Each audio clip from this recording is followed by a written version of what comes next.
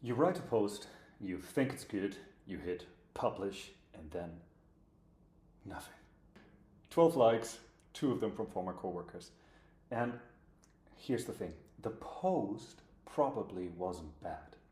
You just skipped the pre-flight check. I never hit publish without running through 5 things first. It takes about 60 seconds, and it's the difference between posting into the void and actually getting seen. Let me show you what I check. So here's what most people do. Most people write, publish, pray. But that's not the strategy, that is basically gambling. And here is what most don't realize. LinkedIn posts succeed or fail in the first 3 seconds of being seen in the feed. Before anyone actually reads your content, before they get to your brilliant insight or your hard-earned wisdom, if they don't stop scrolling, it's gone.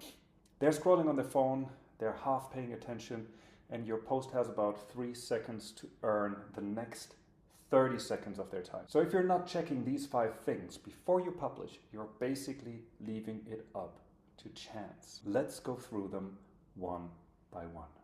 All right, so first checkpoint, very easy. It is your hook. The first line, this is the one line that's guaranteed to be seen. Everything else depends on whether this line earns the scroll stop. And a good hook does 3 things. First, it creates a curiosity gap and it makes them need to know more. It's a pattern interrupt. It says something unexpected. It's a bold claim.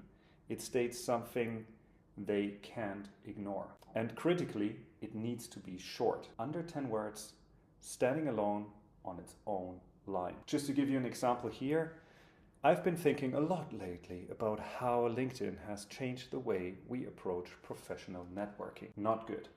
Good, your LinkedIn posts are failing before anyone reads them.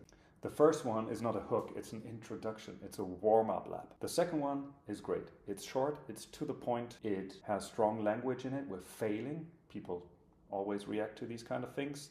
And it creates an open loop, right? Wait, what do you mean by before?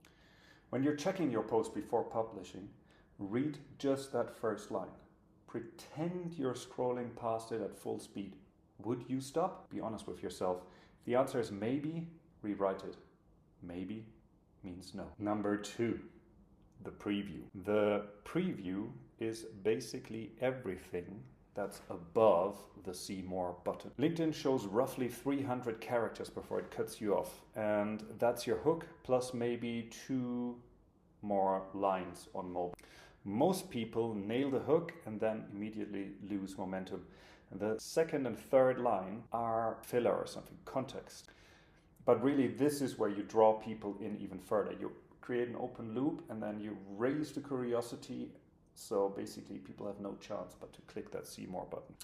As an example for this, if we go to the previous hook, your LinkedIn posts are failing before anyone reads them. A strong second line would be, here's what I do to avoid that. You promise a resolution, you promise knowledge, and that is what makes people click. So pass criteria is the next 2 to 3 lines are there to really draw the people in, creates this open loop, and promises specific value. Readers must click the see more button. You fail if you don't do that, if you just add something random, if you add a text block. And please, please, please make sure that this second line can be seen completely in the mobile preview on LinkedIn. Now there's 2 ways that are often used. If you have more text, do not put an empty line in between. If you have a short hook and a short rehook, that's how the second sentence is also called often. You can make it even more readable by adding an empty line in between. Think of this whole thing as a unit. The hook creates the curiosity. Lines 2 and 3 need to pour gasoline on it, build the tension, make the click feel mandatory. Check your post, read only the first 300 characters and ask yourself, would I need to click the see more button? Or could I just scroll past without feeling like I missed anything? If you can skip it, everyone else will as well. Number 3 really is the structure, or as I like to call it, the scannability. And here's the reality. People don't read LinkedIn posts. they scan them. And then if the scan looks promising, they might go back and actually read them. On mobile, which is where most people see your post, a wall of text is an instant scroll past, right? So your brilliant insights get buried because it looks like your homework from 7th grade. What you need to avoid, you can see this clearly here, is a wall of text. Nobody wants to read this. You can see this on one glance. On the right side, you're drawn in. It's easy to read. It's clear. It's skimmable. That's what people want to see. Short lines, white spaces, a visual rhythm to it. And the one on the left, it might be better writing, but it doesn't really matter, right? Nobody will know because nobody is going to read that. Again, the check here is super simple. Just look at your post on mobile preview, squint at it like this.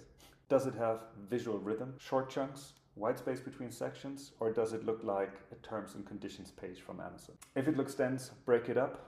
1 to 3 lines per paragraph max. Your ideas need room to breathe. You cannot have too much white space. Fourth one, language.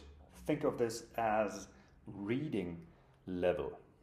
The best LinkedIn posts are written at a grade 5 to grade 7 reading level, meaning a 10-year-old, 12-year-old can easily understand what you are saying. And that's not about dumbing it down, that's writing how people actually talk.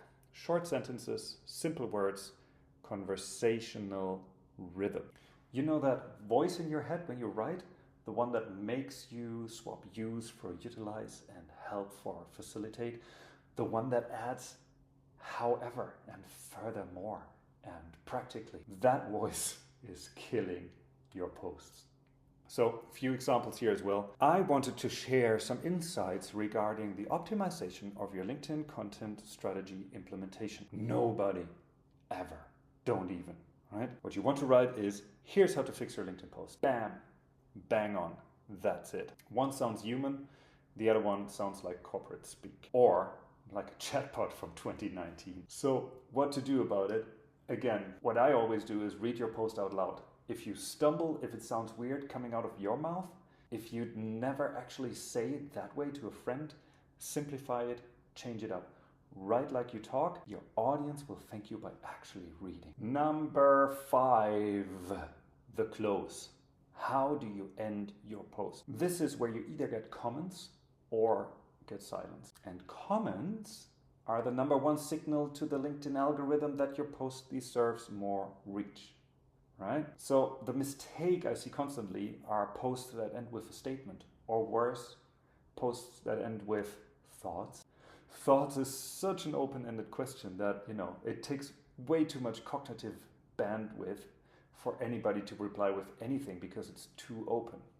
It asks for effort while giving 0 directions, basically. And nobody knows what to say, so they say nothing.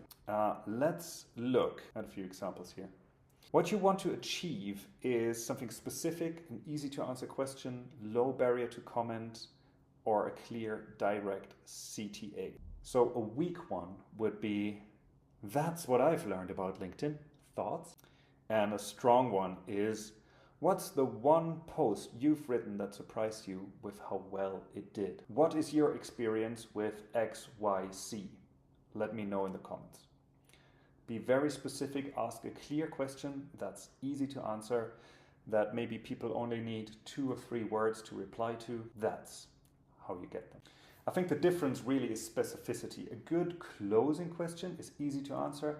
It asks for one thing. It doesn't require someone to write a paragraph. It doesn't require someone to think. Lower the barrier, make it almost harder to not respond than to respond. So check your post, check how it ends. Is there a question? Is that question specific? Could someone answer it in 1 sentence without thinking too hard? If yes, you're good to go. If no, add one. And whatever you do, whatever you write about, always add some form of call to action at the end. If you don't, it's just a wasted opportunity. All right, recap time. Here is your pre-publishing checklist. First, the hook. Does your first line stop the scroll? Second, the preview. Does everything above the see more button demand the reader to click it? promise value, promise a surprising story, promise a surprising fact.